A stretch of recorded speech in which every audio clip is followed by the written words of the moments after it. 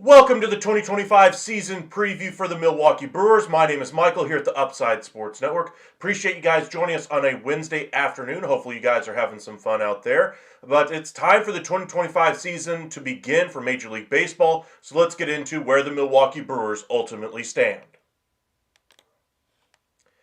Now, the Brewers last year had a pretty solid season, making it, they win the division anyway in a very competitive NL Central. They weren't necessarily the behemoths. I don't think anybody was necessarily worried about them being a serious World Series threat outside of maybe a Cinderella run like the Arizona Diamondbacks had the year prior.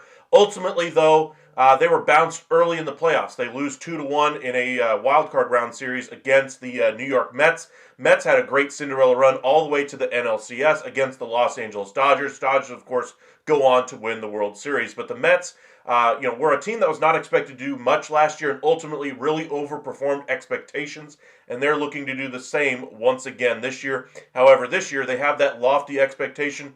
Dodgers are expected to run away with the National League this year. Maybe the Mets will have something to say about it. But for the Brewers, they're still in a very competitive division. They still added to their rotation. Let's see where they finished during the season. Last year, like I said, they finished at the top of the NL Central, winning 93 games. I think that's about where we're expecting them to kind of finish once again this year. They haven't really changed too much with this team. Sure, they moved on from Devin Williams as their closer, but they still have a pretty solid bullpen back there. Trevor Meagle, anyway, saved a majority of the games last year for the Brewers. He will take over that role this year and going forward for them. They also add some starting pitching, bringing in Nestor Cortez. They figure to have Brandon Woodruff back at some point this year as well. Looking at the second place finisher in this division, Chicago Cubs were the second place finisher, a full 10 games behind the Brewers. Do I think there'll be a 10-game cushion for the Brewers this year? I do not. I think it'll be a much more competitive division down the stretch here, so I'm expecting some good competition in the NL Central. I think there's 4 teams with a chance to win the division. Brewers with the best of that group there. But I would say Chicago's improved their team around the periphery. I think if they add another impact bat or an impact starting pitcher, they could obviously have a nice step up as well. The Cardinals are not expected to be as good this year because they are retooling. We just did the 2025 season preview video for the St. Louis Cardinals last night, so be sure to check that one out if you are a Cardinals fan.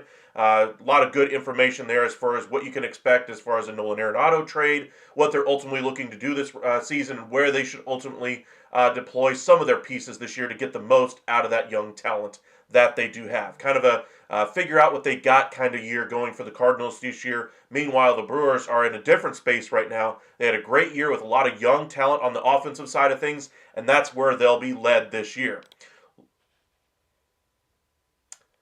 I know let's see here. I know you guys want to see where that lineup is at, so let's take a look. Jackson Chourio, of course, at the top, has been very good since he's been up there anyway. 1 year of MLB time so far. He's expected to be a 3-win player for them.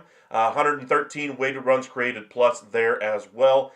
Good offense and defensive player there. Yelich is probably going to spend the majority of the time at DH along with Rhys Hoskins as well. Yelich is kind of the older outfielder that they have, but they do have some good young outfielders as well, notably Sal Frelick and Garrett Mitchell as well. Then William Contreras, the brother of Wilson Contreras, younger, better, more productive player. Remember, he was part of that 3-team trade a few years back with the Braves and A's. Ultimately, I think the Brewers got the best out of that entire deal. They really capitalized on Esteury Ruiz's value, I think the A's really overestimated the value that he really held and didn't get enough back as far as I'm concerned for the pieces that they gave up. And ultimately, a couple of pieces from that trade are still on this roster for the Brewers and reaping massive benefits for them. But they're expecting about a 5-win season out of Contreras.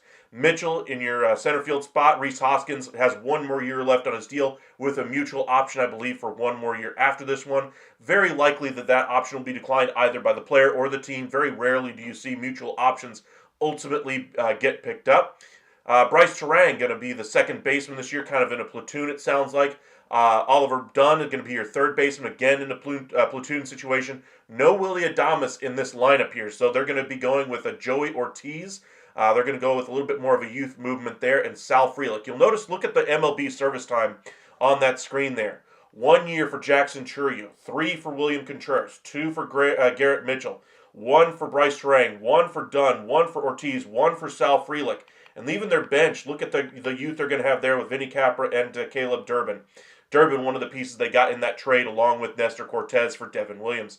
This is a good team offensively, but it's a very young team offensively. So while they had a good year, a good freshman year, sophomore campaigns do tend to lead to a sophomore slump. So I am expecting some of those pieces to really struggle offensively. So it's going to be on those older veteran guys to really come through. They're only expecting about a one WAR season out of Reese Hoskins. He's going to have to be better than that for this team to really be as good as they were offensively last year. And they're going to have to make up for the loss of Willie Adames as well. No major additions offensively here, so there's nothing from an outside perspective that's going to come in here and help you out. They're expecting Eric Haas to be their backup catcher there. In the minors, they have a non-roster invitee, Jorge Alfaro. Once a top prospect in all of Major League Baseball, top 100 guy, top 50 guy, honestly. Remember, years and years and years ago, he was part of the trade package that got Cole Hamels from the Philadelphia Phillies to the Texas Rangers. He's bounced around a little bit, and ultimately has found himself in the minor league system right now for the Milwaukee Brewers. I'm hoping that he ultimately makes the roster here for the Brewers, because if he does, that means his career is finally starting to turn around once again. And I've always, I've had a soft spot for him ever since he was a prospect for the Rangers. Just really liked his makeup as a player.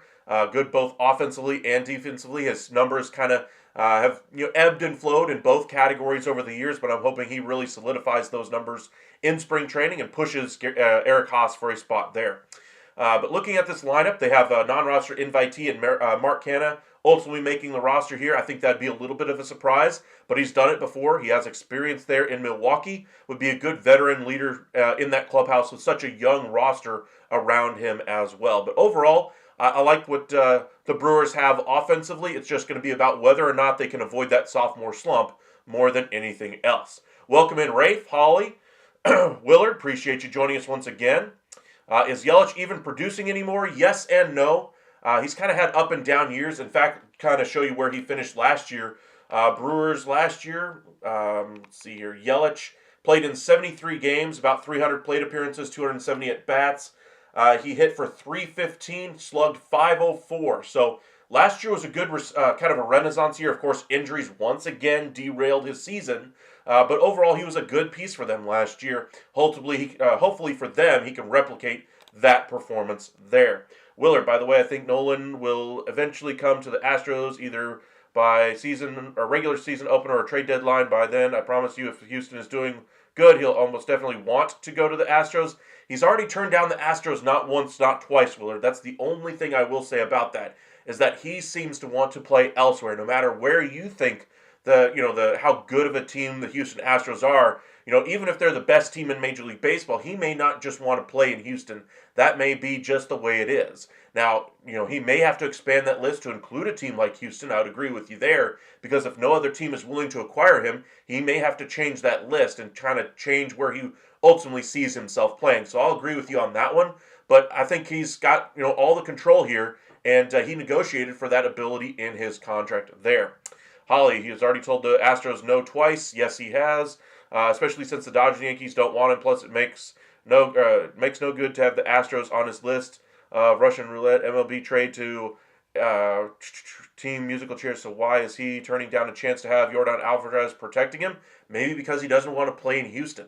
I think Houston's a pretty, fine place to play. I think the lineup's a pretty solid one. I think he'd be good in Houston. But the question is, where would he be asked to play? Would he be third base? Would he be a DH? Would he be asked to move to the outfield? I think primarily he would be playing third base if he did get traded there. As far as the at-bats that he gets there, I think he might have a little bit of a risk as far as how many at-bats he might be getting there. He might not be seen as an everyday player, but kind of a platoon-type player, a guy that they're going to have to utilize differently with the pieces that they have on that roster. I think they need an outfielder more than anything else there in Houston anyway. And again, like I said, it's up to the player to pick where he wants to go, and he's earned the right to negotiate that in his deal, and he will exercise that right. Rafe, will the Brewers be spenders next offseason depending on how this season goes?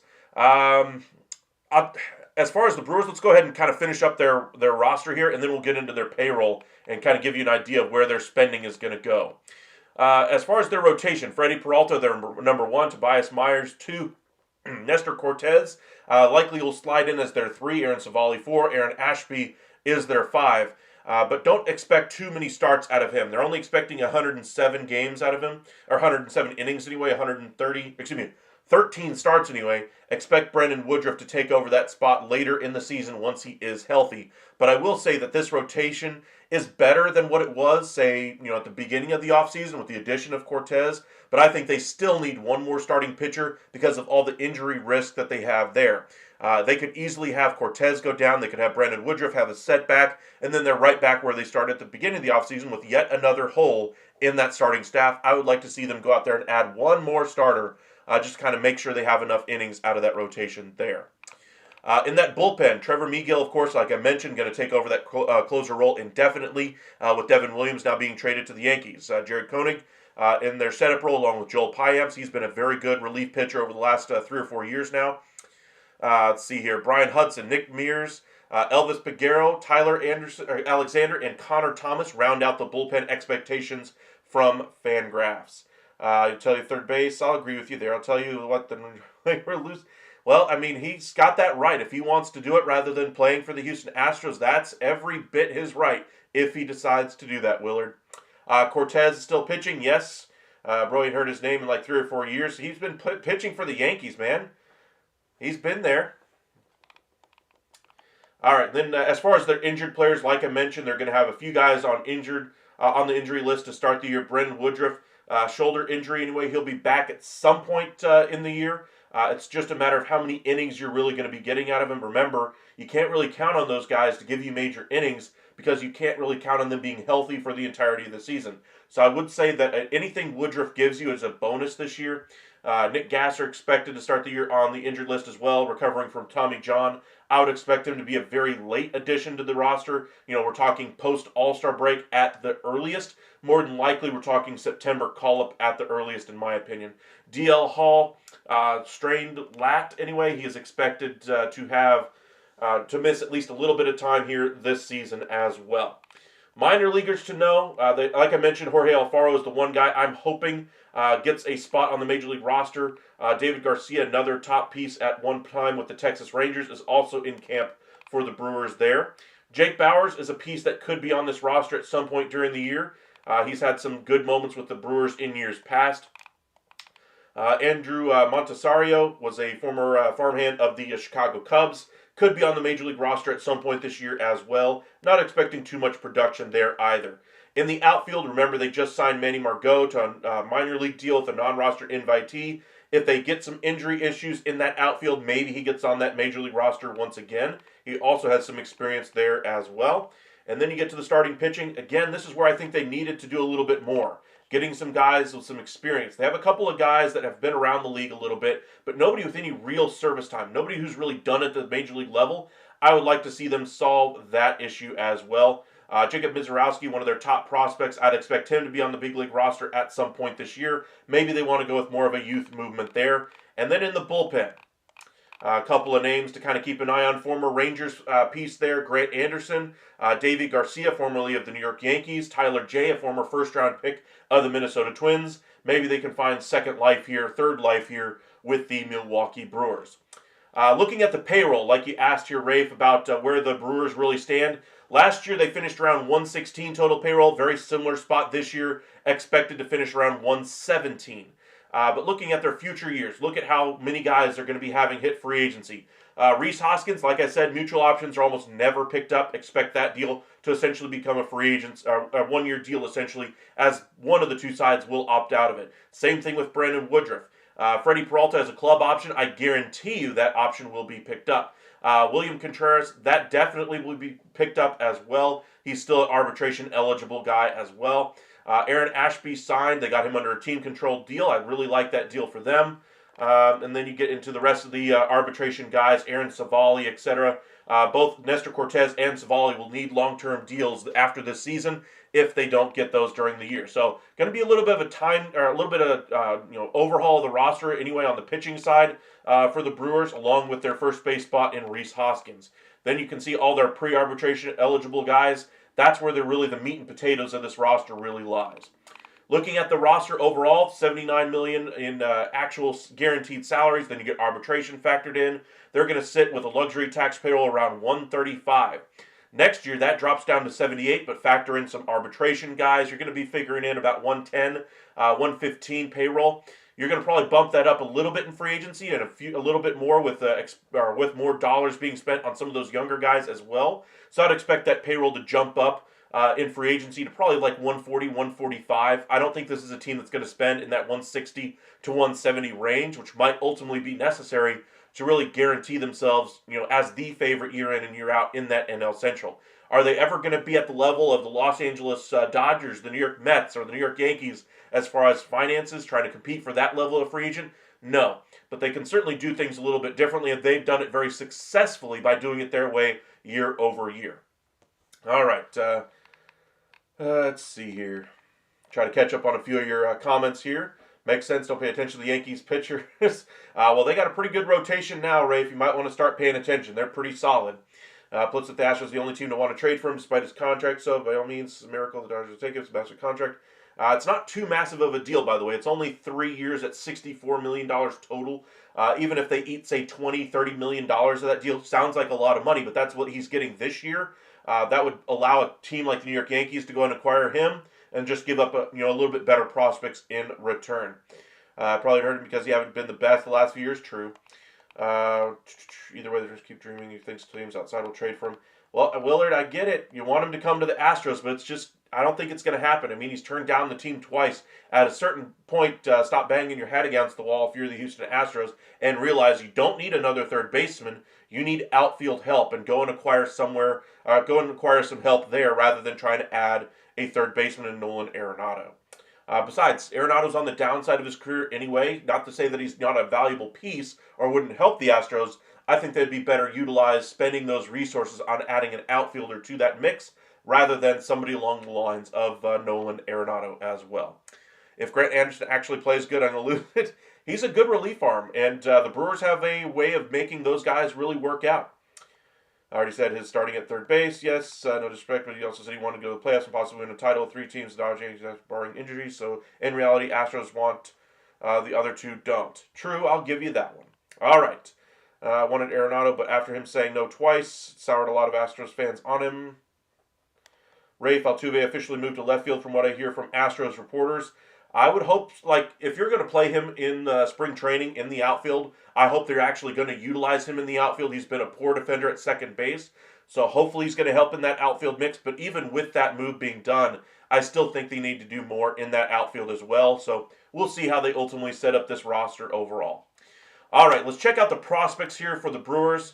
Top 100 guys this year. They have Jefferson Quero, their catcher. They already have a really good one, of course, in William Contreras. I wonder if he could be a trade piece for a controllable starting pitcher, somebody with 3 to 5 years of control, or somebody very young in somebody's system. Jesus Mate is an absolutely phenomenal prospect. I'm thinking superstar is written all over this player. He's only 17 years old, though, so he's not going to be ready at the major league level for a little bit of time here. Looking at the numbers just from last year, if it'll load,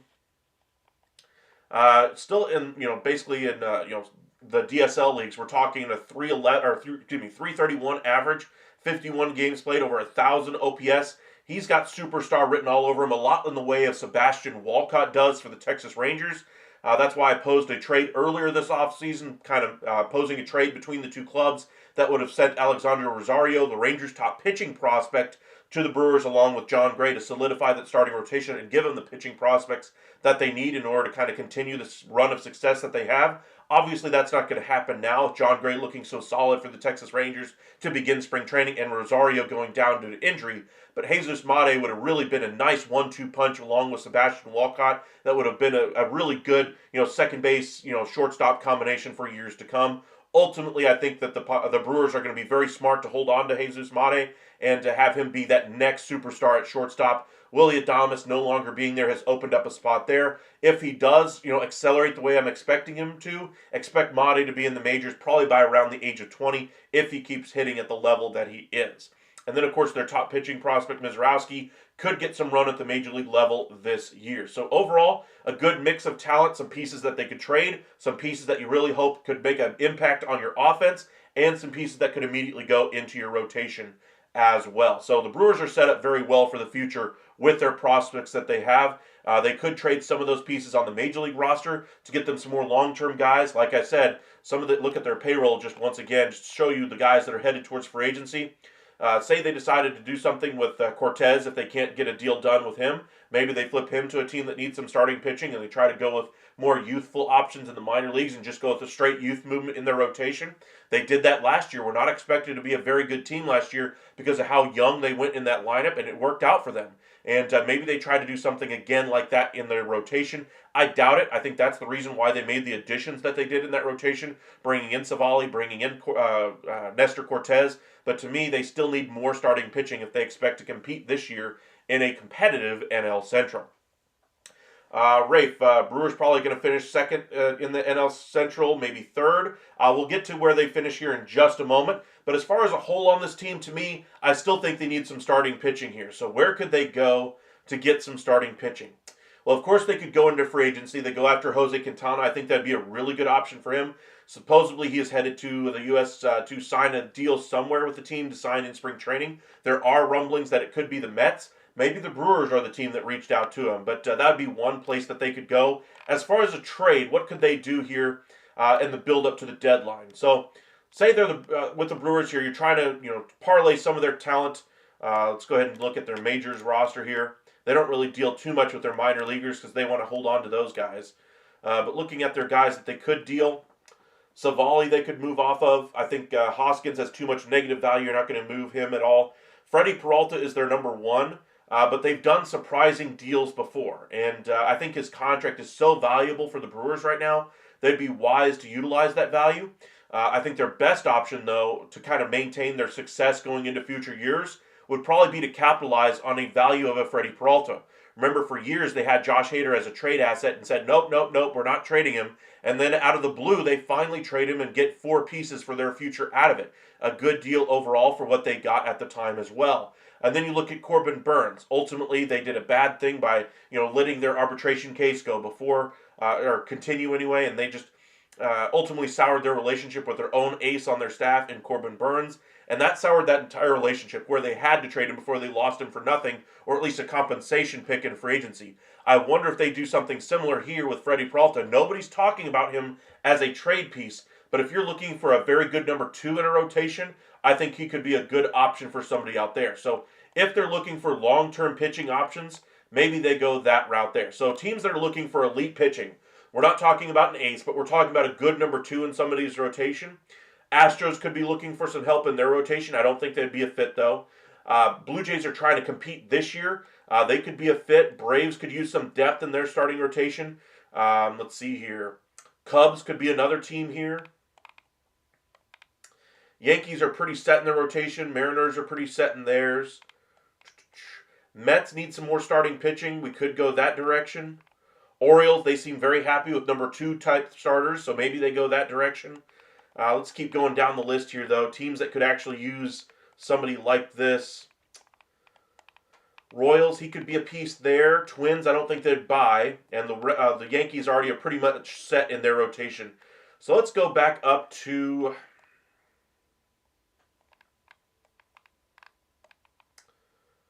Let's go with Chicago because they're trying to build for the future here. It's in the division, so I just want to see what it would even have to take. Cade Horton would probably have to be the headlining piece going back the other way. That might be a little bit too pricey already. As far as a top-end piece, just doesn't look like a natural fit there, but they would be a piece there. That would be the type of fit for a guy like Peralta. Let's go with the Blue Jays. If they're all in on 2025 like they say, Freddie Peralta would help in their rotation, so they bring him in. Blue Jays, let's look at their rotation pieces. You're not going to trade Francis. Tiedemann could be the first piece that goes back the other way to the Brewers. As far as other prospects that they have that they could trade, Orelvis Martinez maybe. Gets you close to about 30 value, so then you add in another pitching prospect here. This would be an all-in move for sure. Would I do this? Probably not. But just to kind of show you what the deal would kind of look like here, Freddie Peralta essentially for a couple of middling prospects and some guys that could go into the rotation at some point down the line. Do I think this would happen? Probably not. Let's go ahead and switch to a different team here. It would be another fit for Peralta. I think if they're going to trade him, they want a major leaguer back in return. So they would want somebody who's a decent starting option coming back in. Let's go with the Orioles. They need a number 1 in their rotation, but if they struggle to find one and they're unwilling to pay the price for a Sandy Alcantara who might have a higher trade value, I think baseball trade values has them very similarly valued. But if they found it easier to negotiate with the Brewers for a deal, maybe the Orioles are the team for him. So then you include a piece like a Povich going back. 5 years of control really fits the timeline for the Brewers as well. Bradfield fits the offensive profile of the players they like to bring in. You bring in... You're not going to get Kobe Mayo. You could get Hurstead, I suppose. I don't think you would get it and Povich, though. Dean Kramer to help out that rotation. Another piece to go in that rotation. How close are we there? You get 2 Major League starters to come in for Freddie Peralta and a piece for the future. That's actually not bad. Not a bad trade here if you're the Brewers. If I'm the Orioles, would I do it? Probably not. But if I'm the Brewers, I would probably do that deal. Let's do one more trade here for Freddie Peralta, and then we'll do one other one for the team as far as a piece that they could acquire. And then we'll move on to where we think they'll finish in 2025.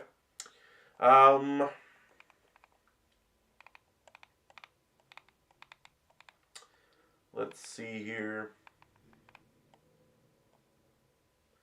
Say the Rangers are a team that would like him at the deadline. I doubt this would happen, but again, if they have some injury issues they've had difficulties with in the past, they might want to bring in another starting pitcher, and he's on a very cheap contract, which really helps the timeline for the Texas Rangers as well. You're going to have to give to get here. You're not going to trade a piece that just got injured, so Alejandro Rosario is going to see his value dip after just getting injured. You could trade a Josh Smith type. That would really help out the Brewers, is kind of having that multi-positional flexibility. Probably take over third base for them if I had to guess. Maybe shortstop. But I think that would probably be a good headlining piece. But they're going to want some starting pitchers back. So Jack Leiter would probably have to be included in this deal. Bradford. You'd probably have to put Bradford in this deal. Just see how close we are. We're still about 10 away. And I don't think it's going to happen. I think in order for this trade to have happened, Rosario would probably have to have been the piece in this deal. So I don't think that would happen either. All right, let's go ahead and do a trade, clear the trade out, and let's do a trade for the Brewers that would have them acquiring some talent here. If I were to try to fill a hole on this roster, to me it would be a veteran third base bat, somebody who could easily flex in there and take over third base for them. I like Oliver Dunn as an option for them, but I'm expecting a big year for him. Durbin could be a piece for them at second or third base. I think they could utilize him at either spot, but I'm not expecting good offensive years out of either of those guys. If I'm looking to upgrade this offense, let's go back to a team that we were just talking about, the Texas Rangers. They have a positional glut, if you will, at the second base, third base, middle infield option, the minor league guys. We're talking Josh Smith, Ezekiel Duran, Justin Foscue, Jonathan Ornelas. They have did I say Justin Foscue? They have Dustin Harris over there at first base. They have a lot of guys, infielders, that are ready to be at that major league level that they could easily part with one of them. And Josh Smith certainly elevated his status last year. Cheap contract that would go to the Brewers. So let's say they decide to buy here and bring in a Josh Smith. So what would the Rangers want off of this team here? They would want bullpen help. They would love a bullpen option. They would love somebody with some control as well. You're not really going to give up control, though, if you're the Milwaukee Brewers. You might be willing to give up one of these guys that's on an expiring deal. You might be able to give up some of these relievers. That would be kind of your first option here. So as far as prospects, you're not going to give up Jesus Mate, so that's not going to happen. DL Hall's injured, so you're not going to give him up. Megill as a closer, that could be the one guy that could go here. Kind of a one-for-one deal. Let Piamps be their closer this year. And then the Rangers, they bring in Trevor Megill to really help out that bullpen. Would I do this trade if I'm the Rangers? Probably not. If I'm the Brewers, I'd probably do this deal because they've had really good success developing relief pitchers before. Let's do a different trade here. Let's go for another third base guy. They're not going to go after Nolan Arenado, so don't worry about that one. If they're looking for another guy who could who could kind of fit that role over there at third base, let's see here. Trying to think if the Nationals have somebody on that in that level there.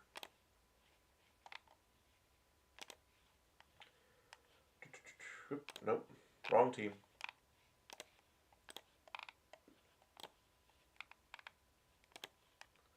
Trying to remember who they have. Paul DeYoung. That could be a nice bench piece for them. Low cost option for them to try to acquire. Not bad. Let's go with another team that I expect to be sellers.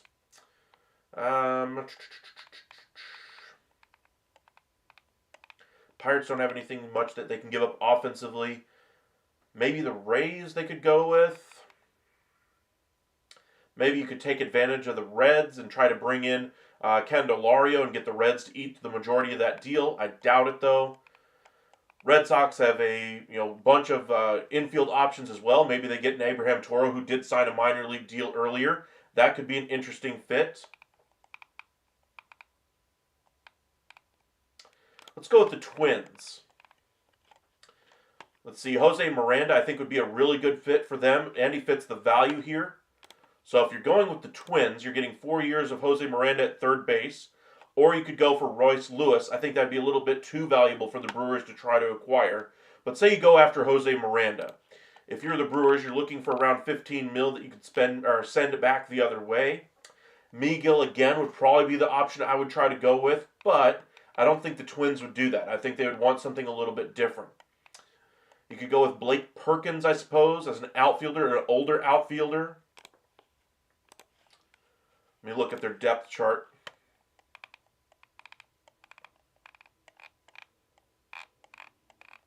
We'll look at their outfield mix here. Where do they have Perkins?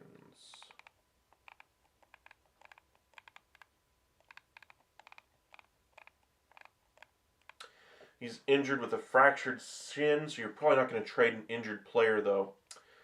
Let's take out Perkins. Never mind. Gasser. Koenig. Kind of a setup guy in the bullpen. You have Bryce Terang as a shortstop. That could work. Maybe this is where you trade a bigger piece in exchange for what you need here. Maybe you trade a Mitchell to the Twins in exchange for Miranda and another piece. Kind of buy and sell if you're both teams. Kind of a baseball trade. Jory Ortiz, they have a really high valuation on. I'm not sure I see it the same way, but they see him as a really nice value there. Bryce Terang. Let me look at their depth chart again. They're going to have Terang at second in a platoon with Durbin.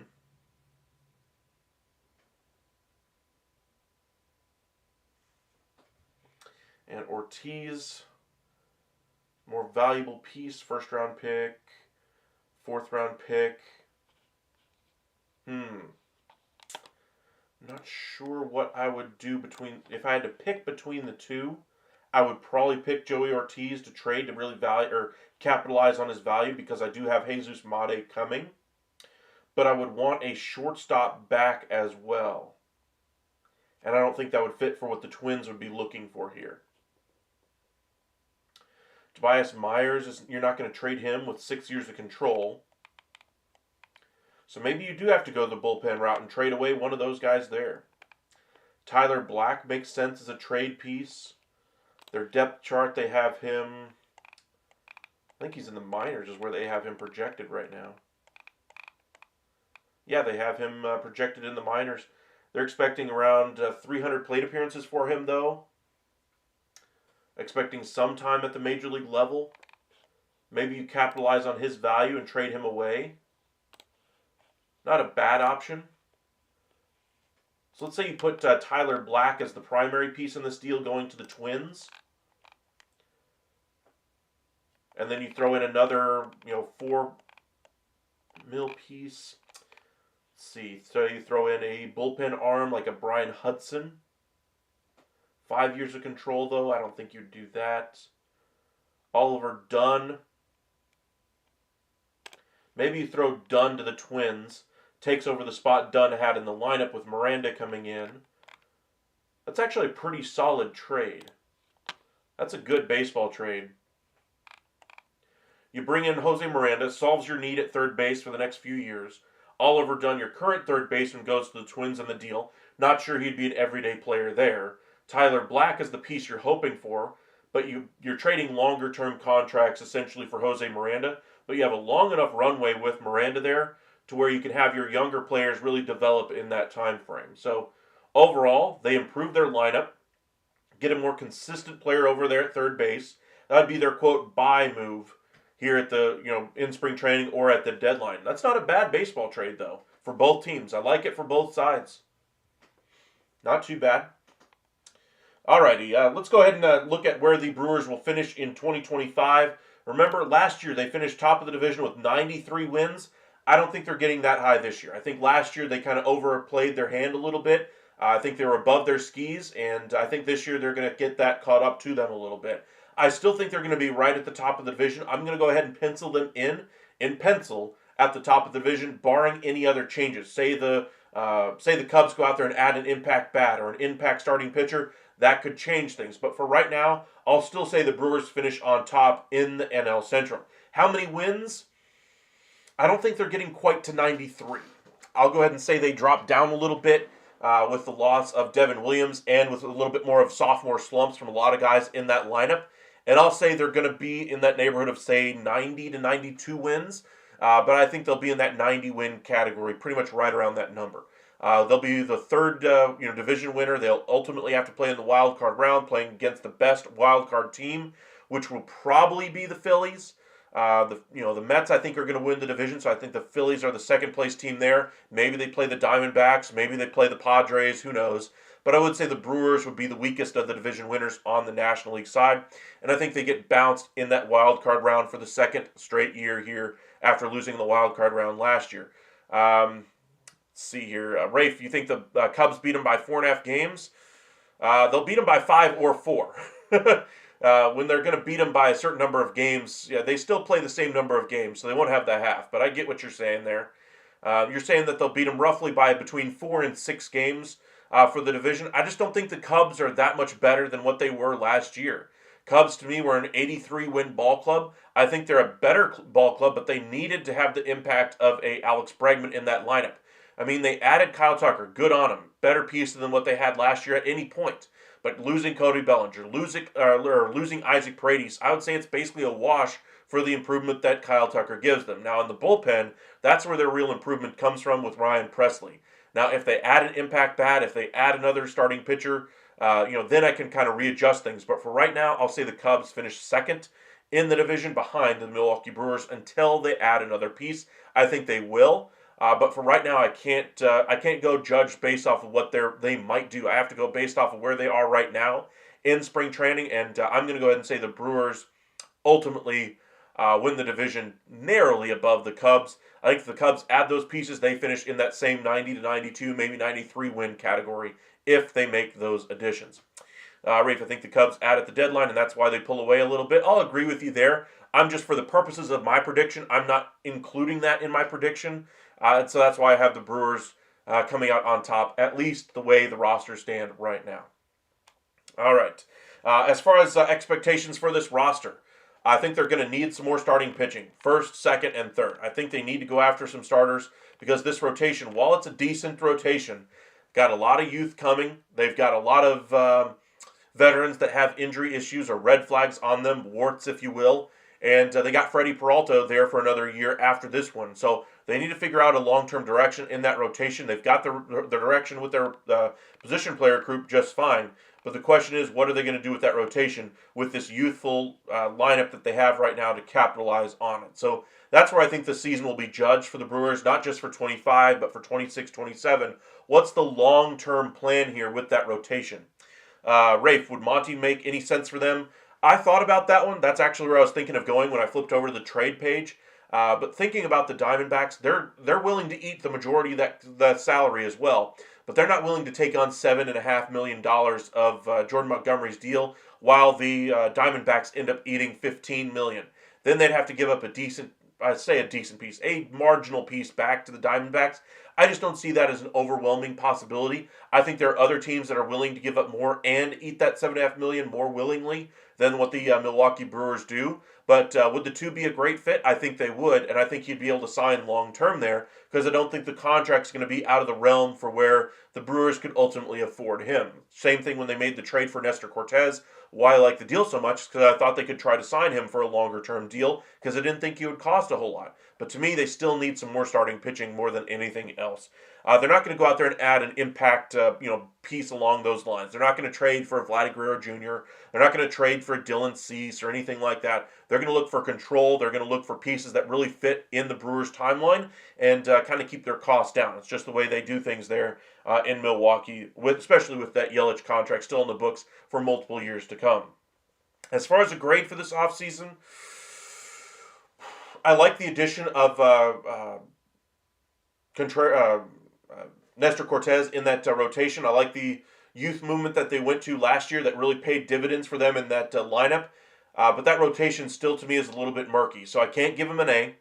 I'm going to go ahead and give them a solid B. I really love that trade. That was an A-plus trade for them that they made for Devin Williams, getting back what they did. But I think they left a little bit of meat on the bone. I think they should have added some more starting pitching, and that's where their real miss is of the offseason. Obvious win for the offseason to me is their ability to bring in Nestor Cortez and the prospect Caleb Durbin on that deal. Love that deal for them.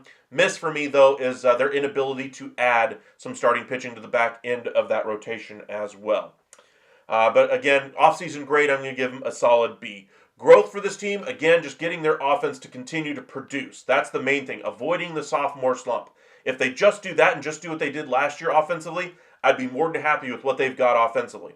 On the pitching side, they're going to have to get some really good performances out of that rotation, and they're going to have to stay healthy in that rotation for this team to really stay at the top there in that division. I still think they're going to try to add some starting pitching along those lines sometime during the year, but that's still the one reason, I can't elevate this grade higher than what it already is. Ceiling for this ball club, say they overperform expectations. They stay healthy. They get some great production out of their young guys in this lineup. They get some great production out of Freddie Peralta. They run away with the division and, win 95, 97 games. I don't think they're getting above 100 wins.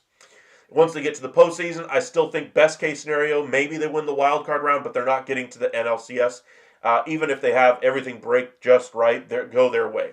They're not having that Cinderella run that Arizona did a couple of years ago. The NL is just too good for something like that to happen this year. Maybe in future years, but this year not going to happen. Now, as far as the floor for this team, say this team really struggles to stay healthy in that rotation, they could really have to dig deep into their farm system, early on in the season if they get poor performances out of Savali, Cortez, Ashby, getting some real experience at the major league level in that rotation this year, having to stretch him out a little bit as well. If Freddie Peralta, regresses to, say, a 4 ERA pitcher, all those things are possible. Say the slump hits for that offense, this team could easily finish with 80, 75 wins. That's why I think in that division, they have one of the widest variances of what this roster could do because of their inability to add more starting pitching.